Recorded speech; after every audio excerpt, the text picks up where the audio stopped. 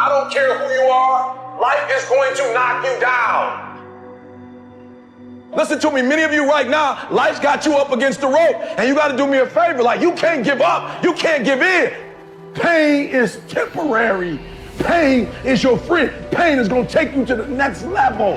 When you going through pain, I know what you feeling. I know exactly, because I've been there. I've done that. But you got to work through it.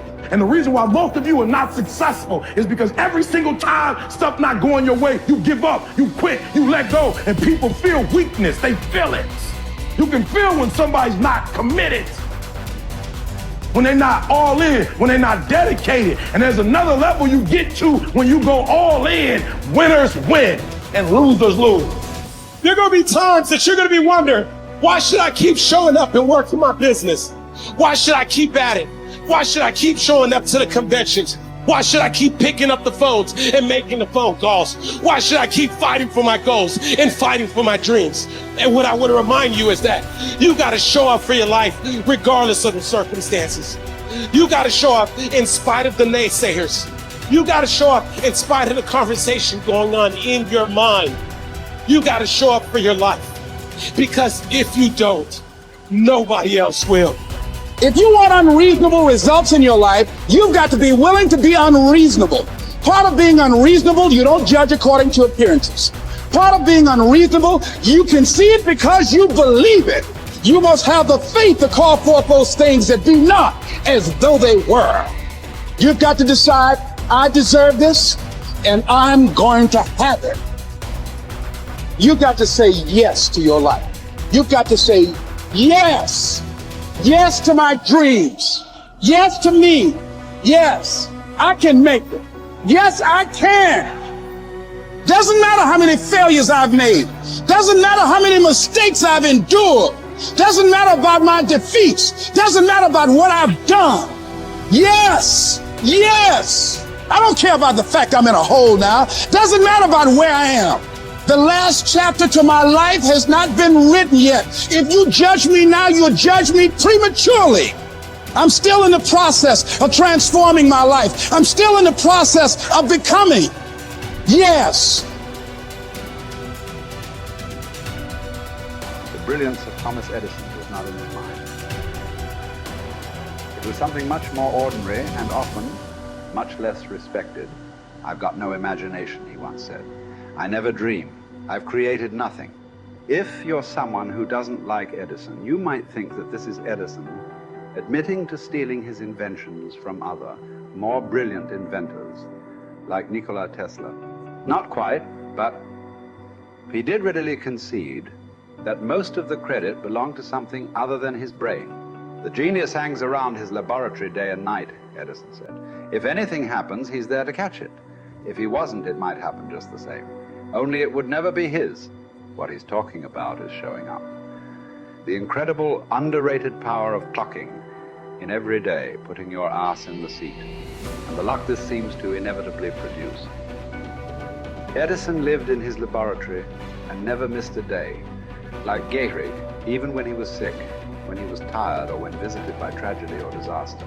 The modern conveniences we can trace to his lab then owe far more to his body than his brain, to the compounding power of consistency rather than sheer brilliance. It wasn't about inspiration. It was about getting to work, show up and try.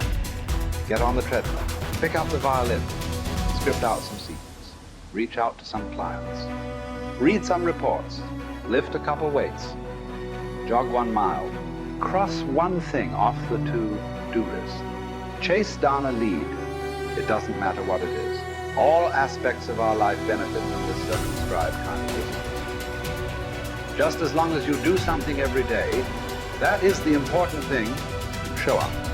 When you're tired, when you don't have to, even if you have an excuse, even if you're busy, even if you won't get recognized for it, even if it's been kicking your ass lately, once something is done, you can build on it. Once you get started, momentum can grow. When you show up, you can get lucky. Is this still hard? Yes. But the good news is that because it's hard, most people don't do it. They don't show up. They can't even do one tiny thing a day. So So yes, you're alone out there on the track in the rain. You're the only one responding on Christmas. But having the lead is, by definition, a little lonely. This is also why it's quiet in the morning. You have the opportunities all to yourself.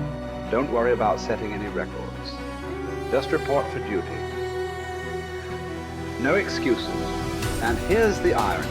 This is also a way to break records. Consistency is a superpower. Day to day, willpower is incredibly rare. Lowell Gettrig was a solid position player and a good hitter. But his success really was rooted in the fact that he didn't miss many days of work. It's quite likely that had he continued at his normal pace and not been stricken with R's, that he would have put up career numbers that surpassed Babe Ruth. Gettrig wasn't just able to show up despite injuries and fatigue. He also had to push through ennui, doubt, and just plain not feeling it.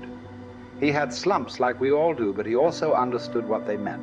As a minor leaguer, he had struggled at the plate and thought about quitting. The Yankees' owner sent down a scout to walk Gehrig through the very basic math of a batting average.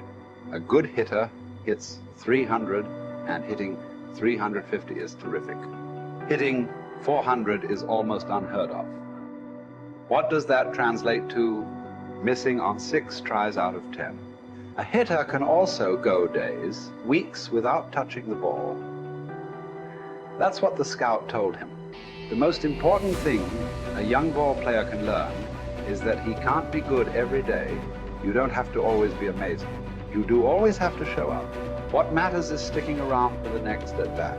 The ability to do that, coupled with the ability to endure what John Steinbeck called dogly days while writing Easter Eve.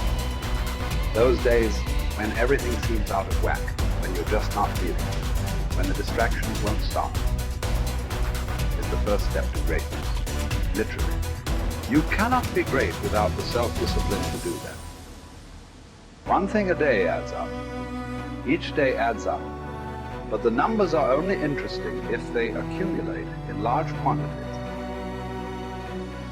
You guys that are just getting started, you're not going to start right here. You're going to start down there, probably in another city, another town. I grew up in Lake Charles, Louisiana, no money, raised by a single mother. I was in debt at 25 years old. First thing that I had to do in my life was not learn a new skill. First thing I had to do to get my life moving in the right direction was self-development. It is vital. It was vital for me that I improved myself and I could start depending upon me. I had to show up every day with some rituals, some disciplines, and start getting myself to trust me, not trust others, but trust myself to do the right thing every day. One of the things that I started doing was beating the sun up every morning. I'm going to beat that sun up every morning so that I have the discipline and the control over my life. So I knew, hey, before that thing pops, I'm going to pop. I'm going to get out of bed, depend on myself, get up at the same time every day. And for me, that time, regardless of where I was beat that sun up. No matter where I am, I'm going to beat that thing up. So it gives me a sense of control over my own life. Second thing,